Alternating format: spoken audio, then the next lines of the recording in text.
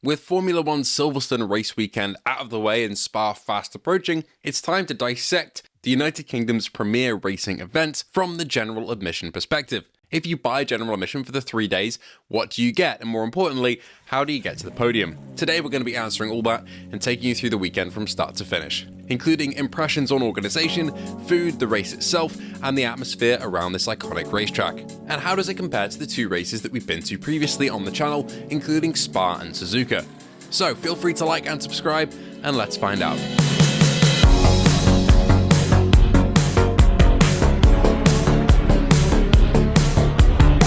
There are multiple ways to get to Silverstone racetrack, although taxis are now not allowed as of recent years. We opted for the Northampton Silverstone shuttle bus, which took about 20 minutes to get there and about an hour and a half to get back after the days had ended. This is easy enough. You book the tickets, get them on the Silverstone app, which is a bit annoying that you need a proprietary app to do so, but that's just the way that it is. Scan them and then get onto the bus. Day 1 was easy enough, not too large of a queue, and we hopped on for the first bus at 6:30 in the morning. This Northampton train station bus drops you off in front of the Brooklands entrance. This was open on the Friday, but weirdly on the Saturday and Sunday was closed, at least to general admission customers. This was a bit annoying since it was the closest entrance and the nearest one was a bit of a walk away. But as for the Friday, it was perfectly fine to get through and open. I found that security was the same every single day throughout the weekend, in contrast to Suzuka and Spa, where on the lower attendance days, like the Friday and Saturday, they didn't really care as much, but here at Silverstone every day was pretty much the same.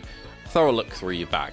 Brooklands entrance, funnily enough, spits you out of Brooklands corner with the massive wheel in front of you that is free of charge, so you can just go on it, but you will have to queue later in the day especially, and main stage right in front of you as well, which is very easy to see. First and foremost though, we went over to Luffield and Brooklands corner to actually look at the first event, which was the Formula 1 Academy. In my opinion, Friday is the best day to be there to get good views of the cars, and such is the day that I have the most footage of. There aren't as many people, it's quite easy to get around, and there are a lot of feeder events on, going at different paces during practice, so you can get some good views of the machinery.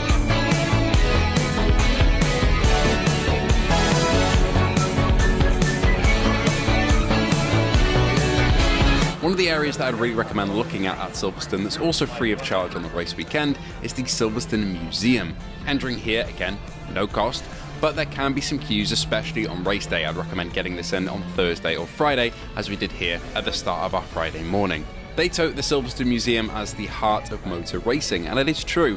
From Lewis Hamilton's iconic Mercedes hanging from the entryway ceiling, to the little cafe, the expansive gift shop, and the massive exhibit, there's a ton to see here.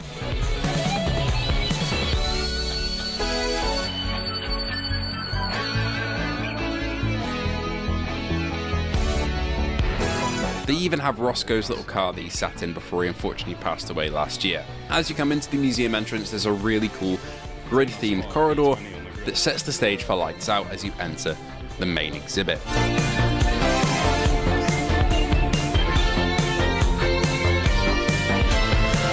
The Silverstone Museum is split into 2 areas, a top floor more history focused and the bottom floor dedicated to iconic machinery and outfits from motorsport history. This could genuinely take you a good few hours to go through if you analysed everything. For us though, we were just there for a quick walkthrough, a look at some of the best sites, and then getting out of there for the F3 practice. But you genuinely could spend a lot of time in here, hence why tickets are usually £20. But again, they are free on the race weekend, which honestly should be expected because of the cost of this race. And we'll break that down at the end.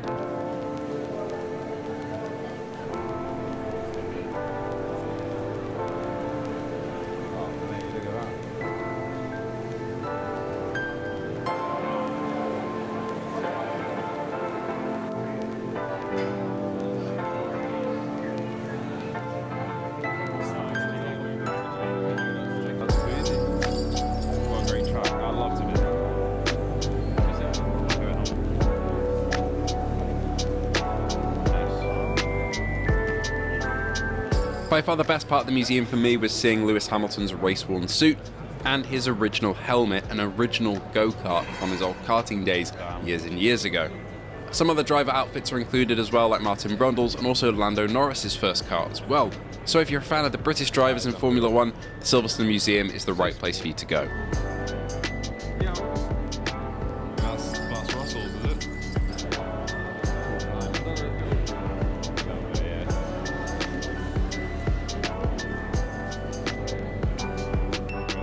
At the end of the museum you have the gift shop, opening up with a few art pieces that you can buy, some nice prints, and some signed merchandise as well, like this print of George Russell retailing for about £300, which was tempting my mate Sam there. The rest of the prints though aren't the originals, they are all duplicate prints, but they are really nice if you want to take them home. They range from about £20 to £50 depending on the print and how big they are. You can also pick up the podium caps, but they're quite dear, as you can see, it's £65. I did end up picking up some pins and magnets here though, couldn't resist. They were doing a 3 for 2 deal on the pins, and they were really nice little renditions of this year's Formula 1 cars. And I also picked up one of the magnets which has a moving piece, which I thought was pretty cool. There's a ton to look at here. You can honestly spend like an hour going around the gift shop if you really wanted to, but for us it was grabbing a few small things and getting out of there. We didn't plan on staying at Luffield the whole day, but we thought we'd go back there before the main stage events that we wanted to see on the Friday. Luffield's not really the best place to sit, not too much space, but if you're just entering from the Brooklands or Luffield entrance, you do get a really nice view to start off your day, and we thought we'd catch some of the rest of the feeder action here.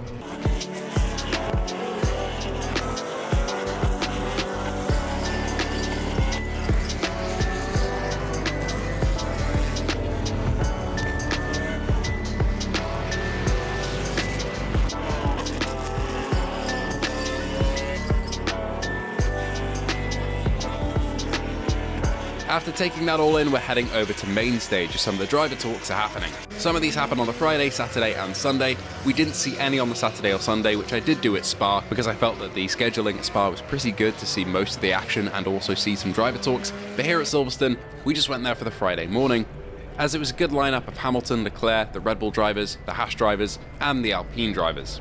Those are the ones that we saw, but it did get followed up with Williams and Cadillac. But we wanted to get over to our seats, so we just caught up until the Haas drivers left. And what a day we had across the weekend. It's just a quick reminder.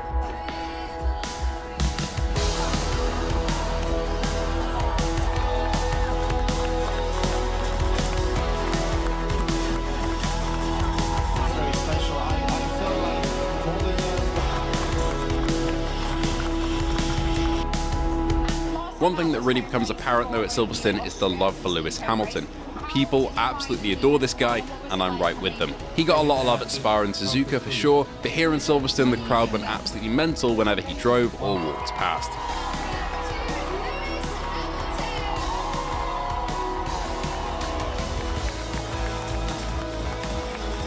This was a really good section, having a Lewis on his own to talk to the crowd instead of being with the rest of the Ferrari team, and I really appreciated this one. Great talk. Good morning, guys. I'm just excited to get on track. I'd like to see you back there, remember who you are.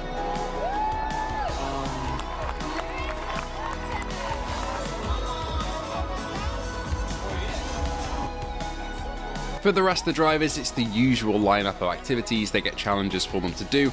Some people do think it's a bit juvenile. I personally enjoy watching these talks and these challenges, but if it's not for you, just head past the fan stage and go find your seating ready for the rest of the race day.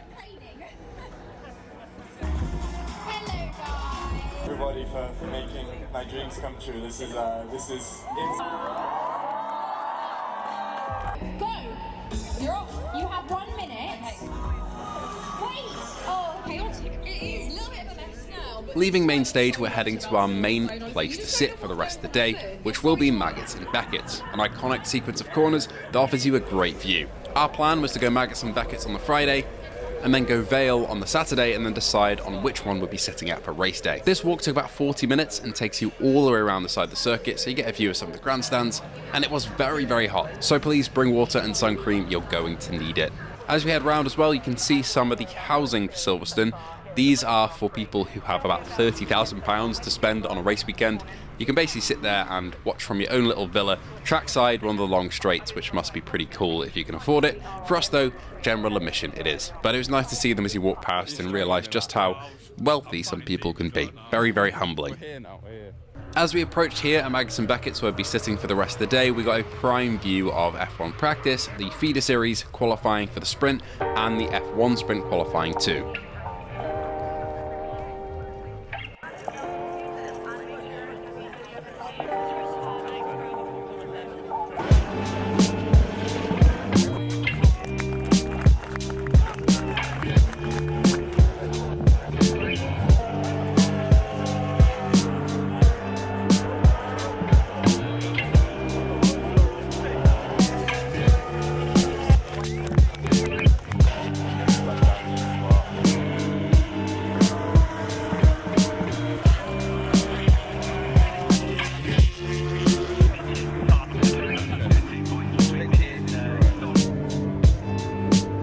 As it was around 28 degrees, which makes for very nice looking footage, but not a very nice temperature, we went to grab some ice cream. The person at the ice cream stand though didn't tell me how much it was, they just asked me to pay, so they could have charged me anything. It came out to about £10.50 for an ice cream and a drink, which is pretty bad. It was a double scoop, double cone, but still extortionate pricing, but as to be expected for Silverstone, unfortunately.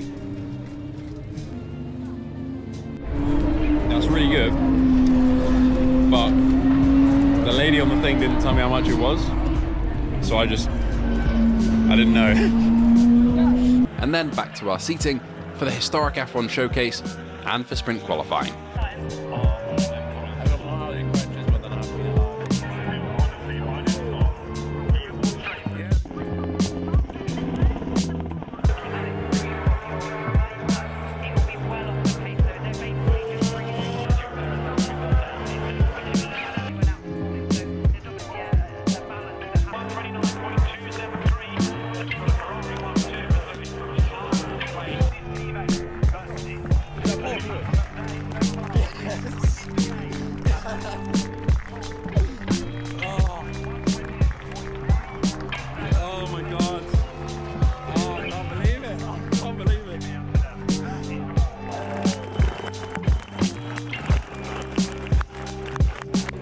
Leaving the circuit, we exit out of Brooklands, which was open on the first day for leaving. And reflecting on the first day, it was pretty damn good. It wasn't too busy. It was quite hot and I wish there were more water stations around. But as for the people there, yeah, not the busiest. And you could get pretty decent views from wherever you were sitting. Max and Becketts was a great corner to be at, with a ton of on-track action, and I saw more overtakes in practice than I did over the entirety of the 2 races I attended last year because of the new regulations. The bus queues here were pretty long, but they did move quite fast, so before we knew it, we were on and ready to get back. The buses though didn't have the best air conditioning, as they were just regular buses, not the nice shuttle buses that we had at the Spa Grand Prix last year, meaning it was very, very hot for about an hour and a half on the way back. Weirdly, day 1 had the longest journey back to Northampton train station. Very strange. Day 2 is a lot more straightforward. Hopping onto the bus as usual, we have the same 20 or 30 minute journey towards the track. Getting off though was a bit different. Brooklands had been shut, so Luffield was the only entrance available to us that was fairly close. It's not the longest walk, maybe about 5 minutes, but you will get there and be able to head into the circuit as normal, but it's just odd that they closed the only entrance right next to us. First off the day was to pick up some churros. Got some lovely ones covered in chocolate, however these were £10. Good lord. This is usually about the price you'll be paying for any piece of food, unfortunately, here at Silverstone. Some of the breakfast items can range from £6 to £12 or £15, and then most lunch items are from £8 to about £15 or £20, depending on what you're getting. If you just want to pick up some fries, sure, it'll be about £6 to £8, but if you want to get anything with it, it'll be around, £13, £14, £15, which isn't the best. I think I was spoiled at Japan last year, where I was able to pick up a Wagyu steak on a stick for just over £5. Anyway, up the stairs we head to the fan zone to check out some of the activities there, although a lot of them aren't open at this time in the morning, which was about 7 AM. The fan zone is also the best bet of seeing any celebrities. There were a few kicking about on the Thursday, like Damon Hill and Gunther Steiner. On Saturday though, the best celebrity we saw here was Pieface, so not quite as great. No shade to you, Pieface, but you're not Gunther Steiner. There is a top stand open here as well if you want to get some free cards, but that wasn't open at this time in the morning, so maybe head there on the Thursday or Friday if you're there later on in the day. They were selling the Chrome Logofractor set and also giving away some of the new Turbo Attacks, which at this point was unreleased, which they always do at Silverstone every year, which I think is pretty cool. Today we're heading to Vale. On the Saturday there are no wristbands for Vale, which I'll get into when we get onto the Sunday. You can just go and leave as you please. And we started off the day a little bit further back and then decided to move closer towards the barrier as the day went on, as you're able to get a very close-up view and visceral feeling angle of the cars passing by.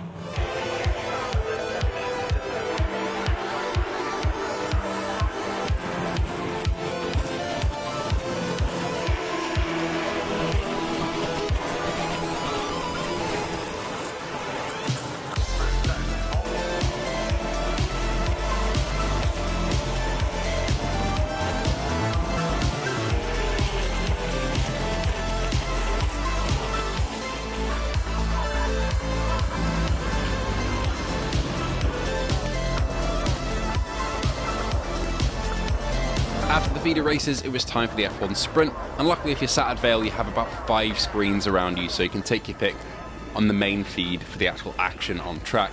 And you've also got the Lando stand right next to you, so please bear that in mind. You're going to have a massive grandstand, so it will be quite busy outside Vale, which it was on the Saturday. It was quite hard to get around, a lot of people, especially when you're leaving, a lot worse than the Friday, and from what I heard the Thursday, even though I wasn't there for that day, and especially compared to Spa and Suzuka, but again, I'll get into my gripes about organisation at the end of this video a little bit more.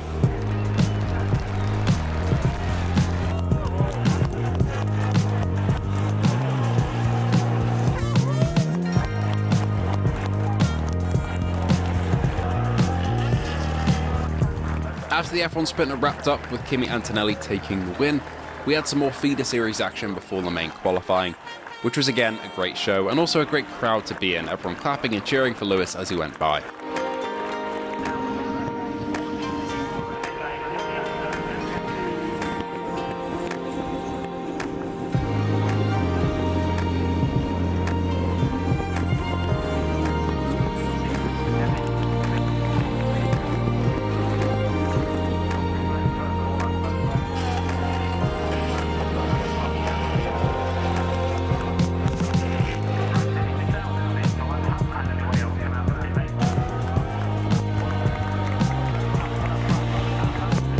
After another pretty great and very hot day, we're heading out of the track back towards the exit, which will be Luffield, as again Brooklands is closed.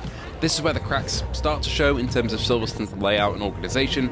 In Spa and Suzuka, it is fairly hectic, there are a lot of people, but as you're leaving, the lanes feel quite intentional. There are certain tracks that you kind of know will be almost one way, where most people are flowing in one direction out towards the exit. Here though, at Silverstone, it's kind of a bit of everything. People are walking everywhere, and the attendance for the weekend was absolutely massive at about 500,000 people, so you really feel that congestion as you're trying to leave, unfortunately. The bus on this day though took less time than the Friday, weirdly, to get back to Northampton, so can't really complain about that.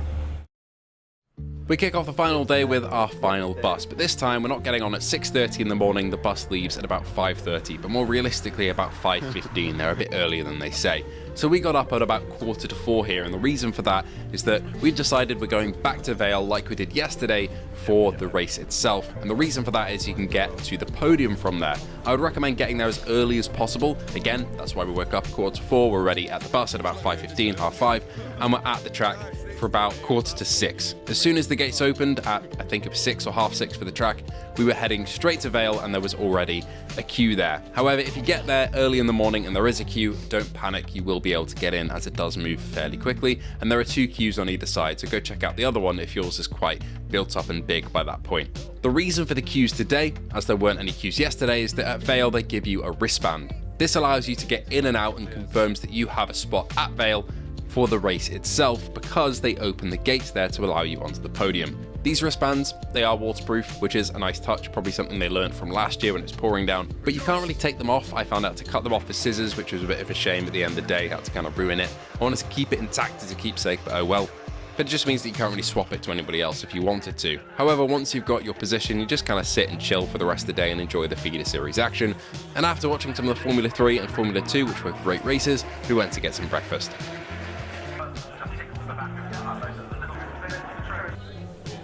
£8.50 is the price for a piece of bread with some sausages in it.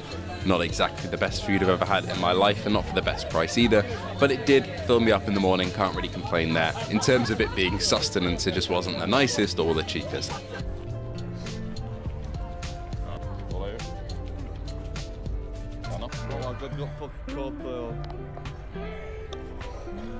The rest of the day consisted of the Formula 2 before our Formula 1 drivers' parade at about 1 PM. So we got to Vale at about 7 AM, meaning we were sat there for a good 6 hours before even the drivers' parade happened. Luckily, again, there's Formula 3 and Formula 2 between that time, but just keep that in mind, you might want to bring something to keep yourself entertained.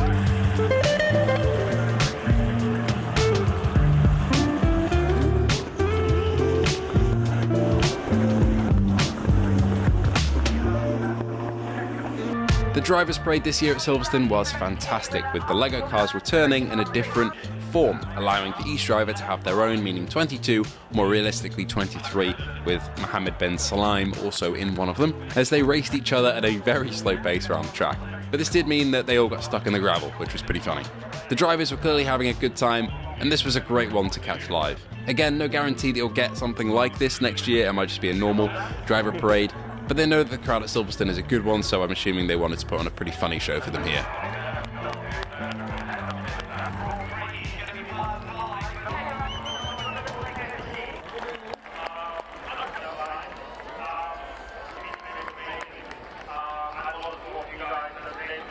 We also managed to catch Lando on his way to the pit after he stopped and said hello to the Lando stand, which again was right next to us, which was a massive fluorescent field of yellow to our right, ever present throughout the race. The build up to the race was pretty damn decent, good coverage from the commentators.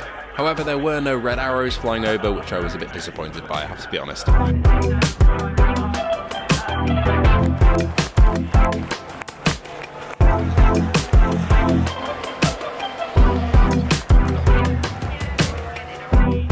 The racing here at Silverstone was great. The regulations, I can complain all day about the batteries, but in terms of wheel to wheel, it was very fun to watch and the crowd was really engaging with it, especially when Lewis made some passes, which he did a lot of the time. As Kimi DNF'd towards the end of the race, it meant that we were on for a Ferrari win, which is the best kind of win for me as a Ferrari fan.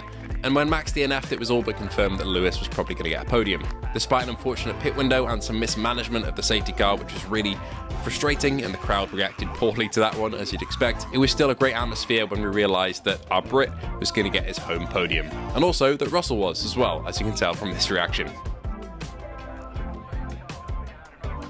Now, they open the gates by Vale as the drivers are in the cool-down room, but you do want to move down towards the gates at about maybe 10 laps to go.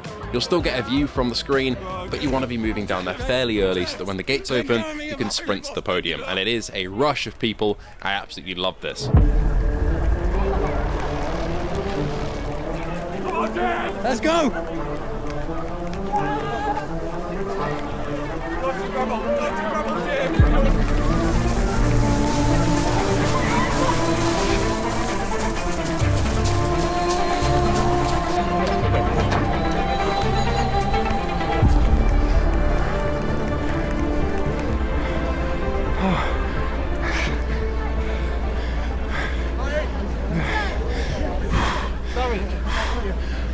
You're here. Oh, fuck you. Oh, we lost Ben, by the way.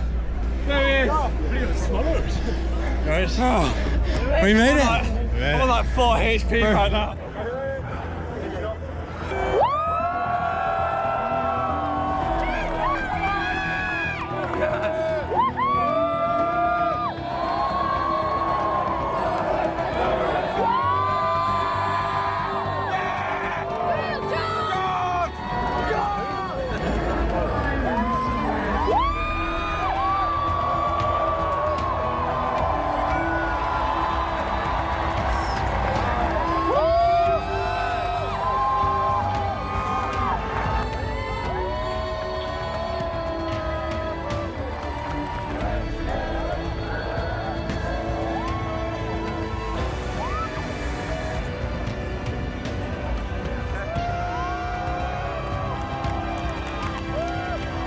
So you can get a pretty fantastic view of the celebrations as somebody there is stealing the 150 meter breakboard.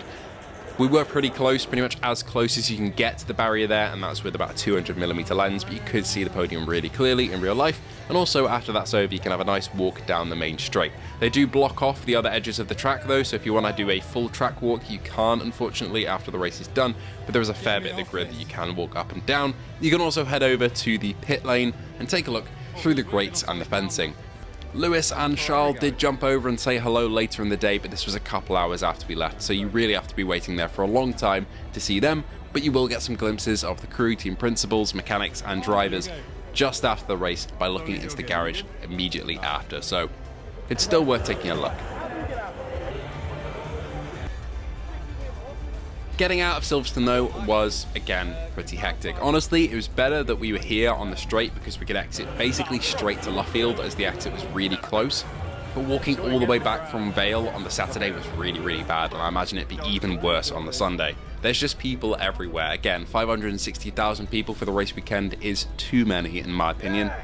I know they want to boast about record attendance, but good God, there's just not enough infrastructure to really accommodate it here. That being said, it still was a great race weekend with a ton of action on track and a great crowd to be a part of. Again, organisation is not as great as Suzuka and Spa, but I do think Silverstone is a good track for actual action, while not matching the absolutely incredible heights of seeing a corner like Eau Rouge, or personally for me seeing Suzuka, which is one of my favourite tracks of all time in person. It was still a race weekend I'd really recommend, but how much did I pay for it? So retail prices for the 3-day weekend were about £400 here in the UK, that's without any buses or parking or camping. Camping will almost double your fee, but luckily I had somewhere to stay in Northampton, so please bear that in mind if you're going. I managed to pick up a resale ticket though for £300 from StubHub, which is a reputable website, as reputable as it can get. You have to be careful as these are individual resellers, but luckily mine was straight through. I got my ticket pretty much immediately, loaded onto the Silverstone app so that you know it's legitimate, and then I was able to get in from there with no problems at all. If you're buying retail though, you will be paying £400, but I did buy my shuttle bus tickets retail as well. That cost me £50 for the whole weekend, which isn't awful, but the buses are hot and they aren't for that long. In comparison, I spent about £180 for general admission over at Spa, which I think offers some great views as well, but I did spend about £120 on the buses at Spa for the 3 days. That being said, the Spa buses are really nice, decked out shuttle buses from Brussels, and they did take about 3 hours to and from the track every day, so a 6-hour round trip, so I really kind of paid for more bus time there compared to Silverstone. As for Suzuka, we drove there, but there isn't really much parking at Suzuka at all, so you have to either find a free parking area at a nearby mall, or pay for parking at somebody's house or garden, basically. Overall, this whole weekend cost me about £350 for the bus and the ticket, which I thought honestly was not the worst. However, if I pay for a retail ticket, especially nearer the event itself, I would be paying closer to £500, which is crazy. In comparison again, Suzuka's price was about £90 for a ticket for the weekend, but again, you've got to get to Japan, so not exactly the cheapest there. Overall, I would recommend Silverstone race weekend. I did really enjoy it, but just bear in mind these prices are inflated compared to some of the other races on the calendar, and it is busy, very busy, and it can also be hot or very cold or windy or wet, so just prepare for any weather. Anyway, that'll be all from me today. Thank you so much for watching, and I hope to see you all in the next one. Bye bye.